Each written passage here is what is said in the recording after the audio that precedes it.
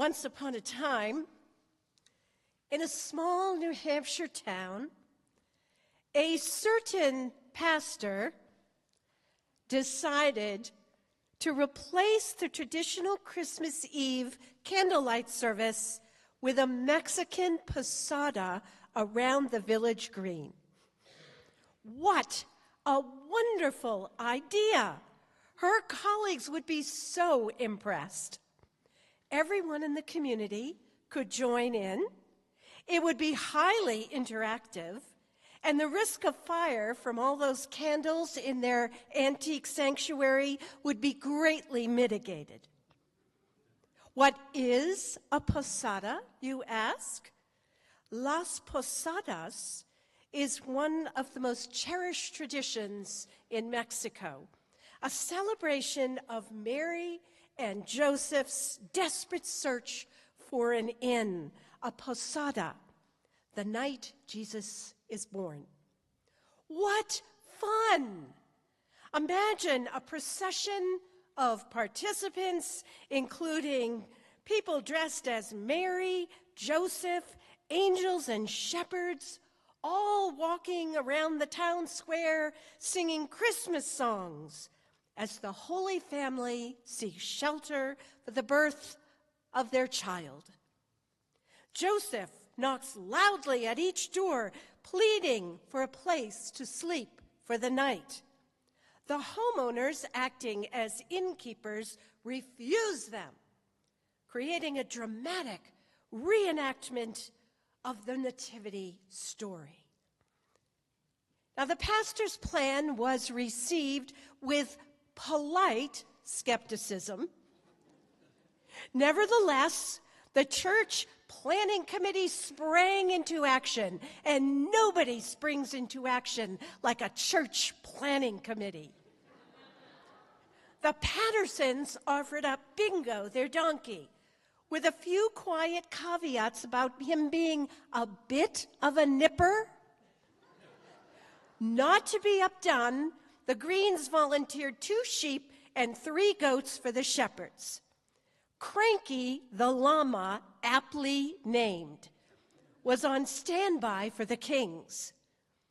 Now, the teens stepped in for all the lead roles, of course, mysteriously hauling out ponchos and boots and sombreros from their closets. A giant pillow was to be artfully stuffed under Mary's shift, portent of the baby to come, while a watchfire would be blazing on the church lawn, thanks to the property committee's persuasive connections with the fire department. Meanwhile, the deacons had alerted all the neighbors regarding their roles. "Repeat after me," they recited as they went from house to house. "No, there is no room for you at this inn." Then the doors were to be slammed in the travelers' faces. Yes, there was a little concern that some of the residents seemed to enjoy their parts a little bit too much. But wasn't that the point? Eventually, you see, Mary and Joseph would knock on the door of the church, where they and the whole community would be welcomed in for a big fiesta. Live animals, New England weather, unpredictable neighbors. I mean, what could go wrong? It's funny how different cultures focus on different parts of the Christmas story. Most favor themes of light and joy. Filipinos erect giant spinning lanterns. The Irish set tall red candles in their windows. Alpine countries feature Krampus, Santa's evil nemesis.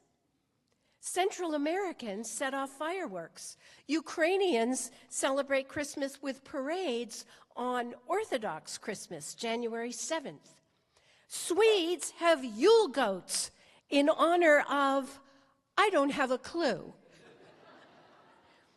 Yet only in Mexico is attention paid to the innkeeper's role in the nativity story. Something I think that is definitely worth pondering this Christmas Eve, when the issue of who is in and who is out, who is welcome and who is not, is causing a lot of people in our midst a lot of pain. Now, if you hang around this church long enough, you know that every Sunday we say, no matter who you are or where you are in life's journey, you are welcome here. I can't tell you how hard we work to make that statement a reality, celebrating diversity in every possible permutation. Yet tonight, I am interested to know what is happening in your innkeeper's heart. Because hospitality feels like it is in short supply, and yet it is absolutely central to our Christian faith. Be honest.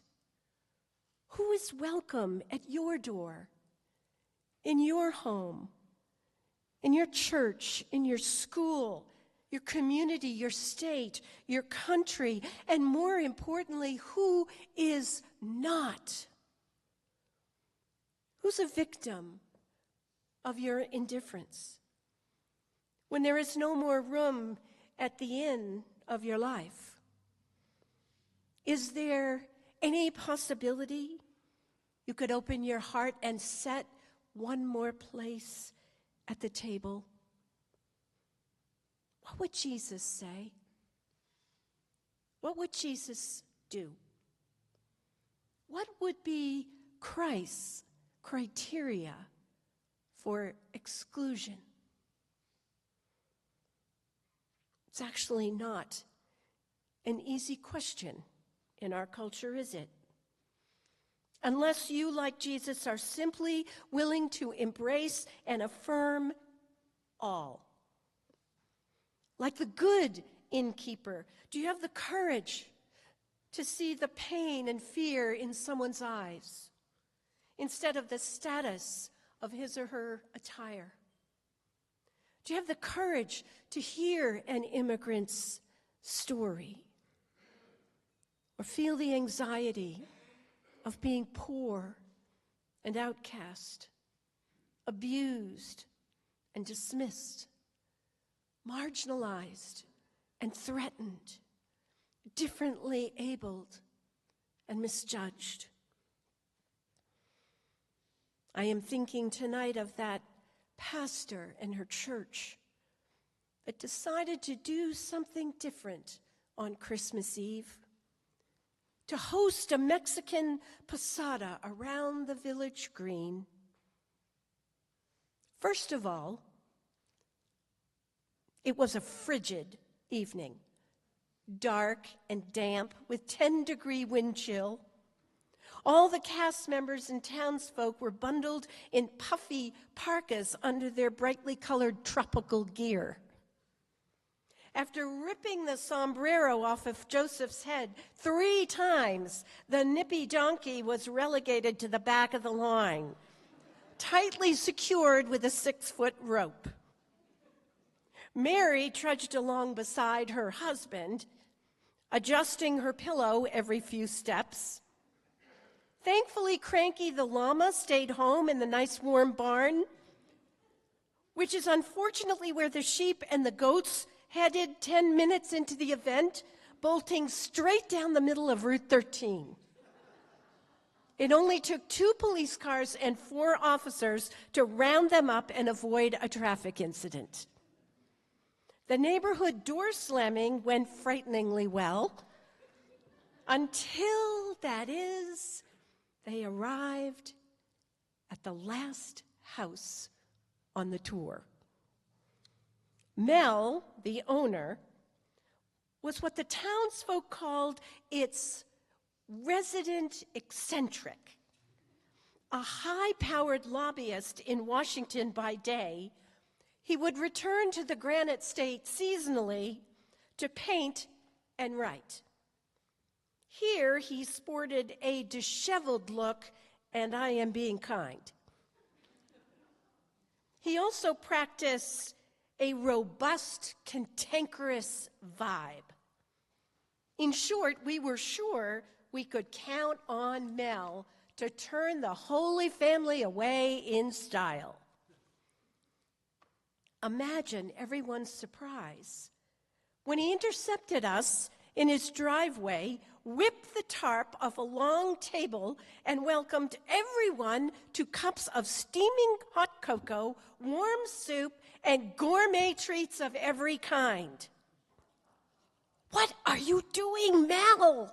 the pastor whispered in astonishment. "This was not the plan."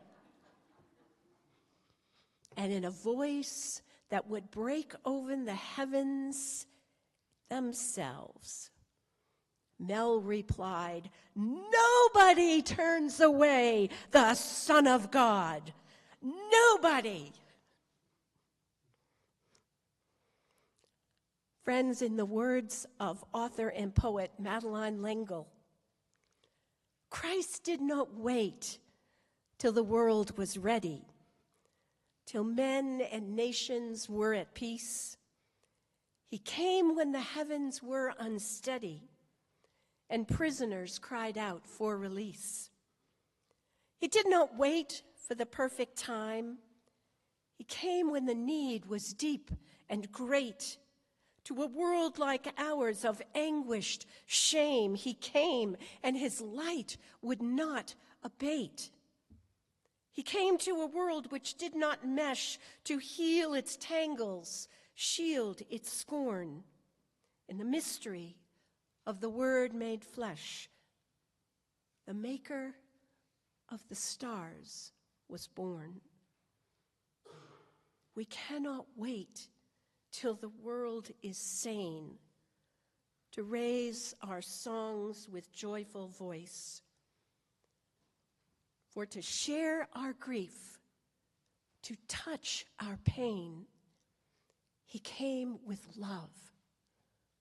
Rejoice, rejoice. My friends, please rest a while in this sanctuary where God's indescribable grace reigns. Hear the ancient story. Please set aside your worries, your cares, your fears, and your fatigue. Embrace the promise of tomorrow, for what you will see when you open the door to Christ is nothing less than the face of redeeming grace. Merry Christmas.